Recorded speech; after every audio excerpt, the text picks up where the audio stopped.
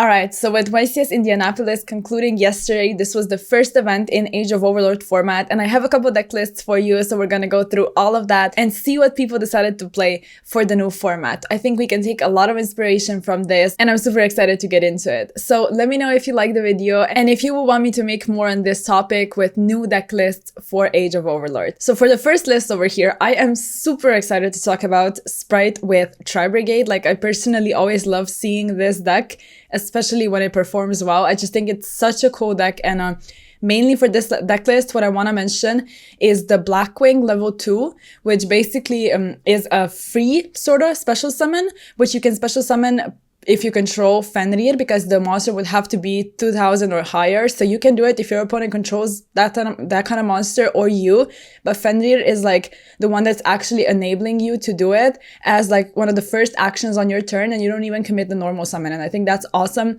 to put a level 2 on the board, especially because people don't really see it coming. So this being like another extender, I think is just incredible, because for the most part, this deck just plays so much engine, since you need to incorporate Sprite's Tri-Brigade, as well as like, you know, Fenrir, Nimbles, all of the stuff that's like enabling your plays. So you don't have as much space for non-engine left. But this player decided to commit to mainly like just really powerful cards, like Super Poly, Droplet, like just impactful stuff. Harpies, not as many hand traps. So the only thing I'm sort of missing would be like Droll, Ash, stuff like that.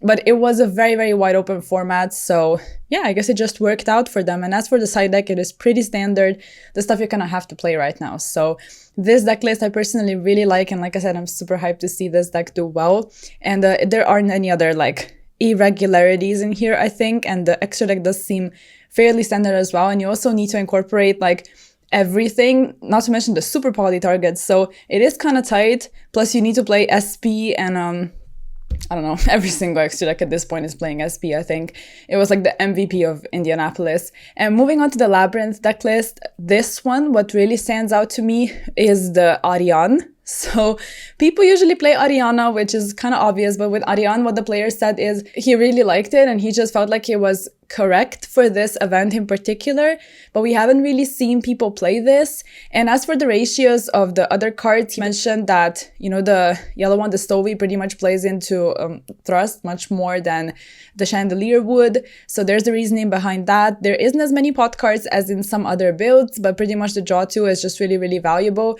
With Labyrinth, it's kind of weird because your trap cards would really have to rely on what you're playing against. And in a diverse format, that's kind of weird. Like you can open with, you know, the D-Barrier or Karma Cannon, Ice Dragon's Prison and stuff like that. And maybe it's not going to do much in that particular matchup. So maybe that's why Labyrinth wasn't like the greatest pick right now, because you would really need to like play against specific strategies. And in a very varied meta, that's going to be kind of tough. So for the going second cards, there's a couple hand traps here, as well as Evenly, which I really like. Skill Drain is nice, but pretty much this deck list is like a mashup of everything. Like there's the King of the Sky Prison, as well as quite a heavy count of trap cards and the furniture stuff. As for the other cards, like I like Didi Crow. He said that he liked it over Bestios because it does much more in the Pearly matchup. Mistaken Arrest I think is really cool because you see this deck list, it's not playing Droll, but you still have the card that respects decks that would lose to Droll otherwise. So against Flunder mainly, this card is going to be really, really strong. And Magical Deflector is also another tech which I like. Okay, moving on to the Monodium side of things. We have two different deck lists, so we're gonna sort of compare them. This one I personally like a little more because it has more space for non-engine, and I also really like Book of Moon. I think book cards are still strong, and maybe people are kind of sleeping on it. Pearly was very popular, and I think we kind of have to respect it, not to mention that Book of Moon is just so nice going first as like an additional layer of disruption that you can have against some decks. So I am a big fan of it. It's not going to do as much going second, but it's okay against Pearly, even in that regard. So that's nice. So as for the Prisma, together with A Hero Lives, you can kind of play whatever you want. You know, this player decided to play this engine, and comparing it to the other build, which we will go to right now, there's no Prisma, no A Hero Lives, and there is a heavier count of the visas. So 3 Samsara, 2 Starfrost, and there's also the package of Kashtira stuff, which the other build did not play. Both of them played Perle Rhino, which is kind of a little weird because you still have a ton of access to Visa Starfrost. So particularly in the other deck list, in this one, it was said that Pelorano is kind of awkward, like it's kind of weird. And other than that, I like non-engine a ton in this deck because it's everything. It's hand traps. It is, over here we have Pankratops, which is in a lot of people's deck lists actually, XYZ Encore, as well as heavy blowout cards like Lightning Storm and Evenly Matched. So I personally prefer this deck list, but obviously both of them worked out really well. Now, the new Zeus monster is also seen a lot in some deck lists, and usually, like, it was really well put by the winner. He actually said in his deck profile that the new Zeus is kind of like, you have to play it, not because you would like heavily theorize it, like it's gonna come up in this particular, situation, but it actually comes up in a very random game state, so you kind of have to have it, even though you're not really expecting when you're gonna use it. So when the opportunity comes, you kind of have to have it there. And as for the other deck list, it does not have the Zeus, but it plays Droplet, 2 Talons, and yeah, we talked about the Kashira stuff, so the Fierce Bow is obviously there as well. Enemy Controller is another card I want to point out that was seen in multiple deck lists, and I think that's really, really awesome. You kind of want to dodge like targeting negation as well as force certain things out, and it's a little bit better probably in Rescue Ace where targeting negation just really, really hurts you. Although in Monodium it can happen that like some hands you're not going to be able to play through Disruption. It really depends. And yeah, it's kind of interesting that there's actually 3 extra deck monsters in the side deck. So yeah, side decks are tight, like I said.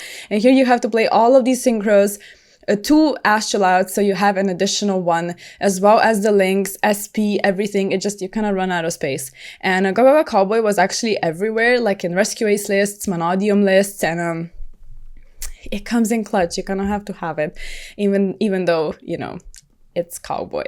And as for Abyss Dweller, this one is also in the side deck, but you still, since you're able to make it, you have to respect the matchups that would lose to Dweller. Okay, so moving on to the Exosister list, this one I really like. Like, I genuinely like it. It just makes a ton of sense.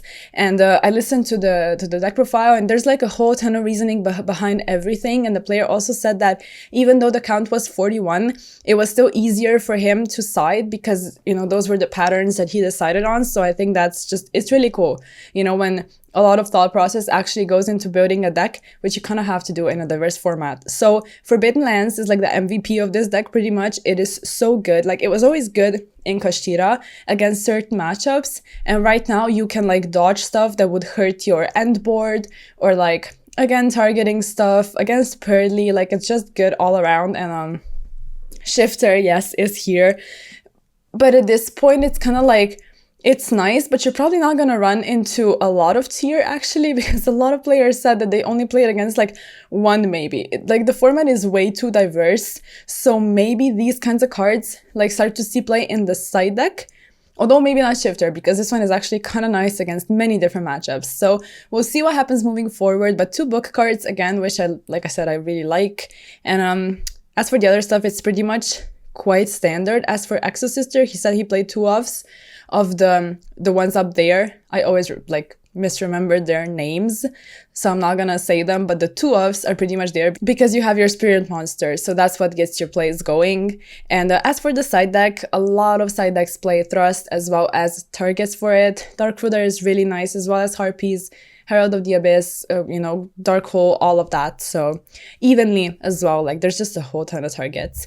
And moving on to the Rescue Ace list. So this is the list I was talking about. So it features Enemy Controller, which is just so nice. You want your Turbulence to go through, and you also can, like in the mirror match, it can do a ton for you, and you can dodge pretty much anything. And of course, he played Sinful Spoils as well. Like, this engine was like everywhere in Rescue Ace. It made it much more consistent, and he also cut the pod down to 2. You're probably not gonna use it multiple times unless you really, really have to.